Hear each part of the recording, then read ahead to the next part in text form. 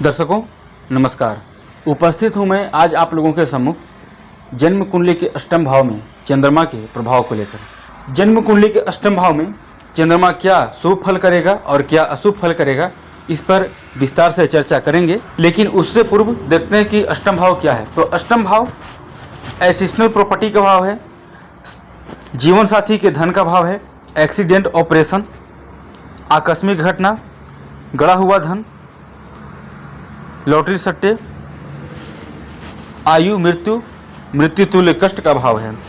इस भाव में चंद्रमा केवल 4 नंबर के साथ ही शुभ फल कर सकता है। जब 4 नंबर के साथ यहाँ पर बैठेगा चंद्रमा तो बन जाएगी धनु लग्न की कुंडली। तो यहाँ पर चंद्रमा अष्टमेश होकर अष्टम भाव में बैठेगा। बुरा फल में यहाँ पर वो आयु का वृद्धि तो करेगा और आपके बुरा फल देने से आपको बचाने का काम करेगा। बाकी चंद्रमा यहाँ पर उच्च का ही क्यों ना हो जाए, हालांकि उच्च का होगा तो तुला लग्न की कुंडली बनेगी जहां पर चंद्रमा कैरियर का मालिक होकर उच्च का होकर जाएगा।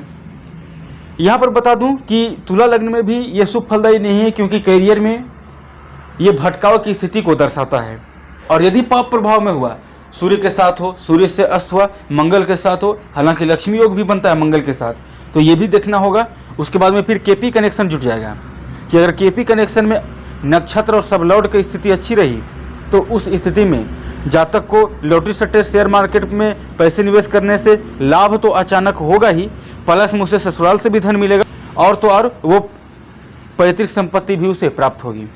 लेकिन उसमें भी ध्यान देना होगा कि मंगल अगर साथ में बैठा तो मंगल पर भी कहीं से शनि राहु केतु की दृष्टि नहीं होनी चाहिए, अन्यथा वो भी एक्सीडेंट, ऑपरेशन जैसी घटना को निर्देशित करता है। जनरली चंद्रमा यहाँ पर अकेला बैठा हो और इस पर बुध, शुक्र या बृहस्पति की दृष्टि पड़ जाए तो यह शुभ फलदायी है। बृहस्पति की सप्तम दृष्टि हो, पंचम दृष्टि हो, शुभ फलदायी है। बृहस्पति अपना 9वीं दृष्टि देंगे तो वो 12वें भाव में चले जाएंगे, तो ये इनके लिए, तो चंद्रमा के लिए भी शुभ स्थिति नहीं है। शुभ ग्रह की दृष्टि चंद्रमा पर रहेगा तो अपने बुरे फल में कमी करने का प्रयास करेगा।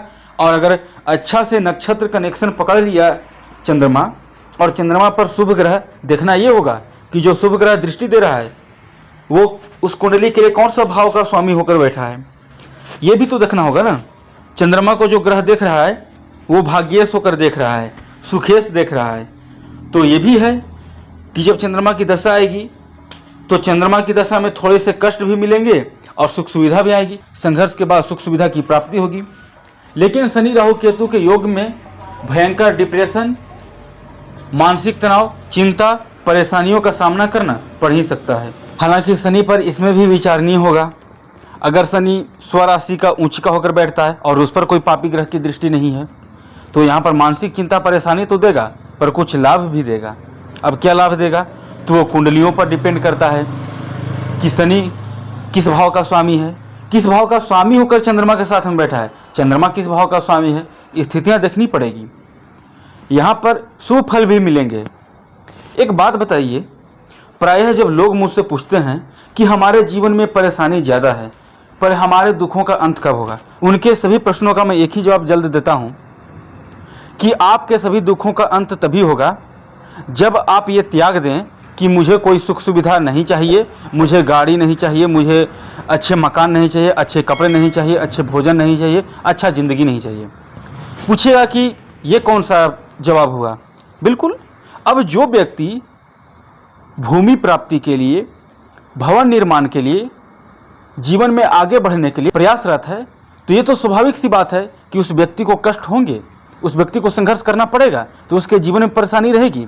आप घर के आसपास या कुछ लोगों के घर में भी आप देखते होंगे कि आपके कई रिश्तेदार, कई लोग हाथ पर हाथ रख के बैठे हुए हैं, ठीक से उनके तन पर लिबास नहीं है, अच्छे भोजन नहीं कर पा रहे हैं, उनके संतान की परवरिश अच्छी नहीं है, तो वो सुखी हैं। उनको किसी भी प्रकार का कोई शौक ही नहीं है कि मुझे गाड़ी चाहिए, मैं भवन अच्छा कर रखता, मेरे पास ज़मीन जायदाद होता, मैं जॉब करता।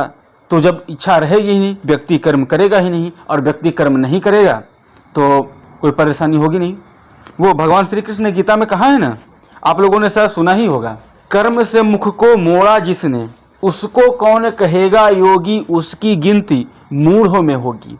यानी कर्म से जिसने मुख को मोड़ लिया उसको कोई योगी कह थोड़ी ना कह सकता है, उसकी तो गिनती मूढ़ों में होगी। बिल्कुल सही बात है, क्योंकि कोई भी आप भोजन भी कर रहे हैं तो वो कर्म ही है।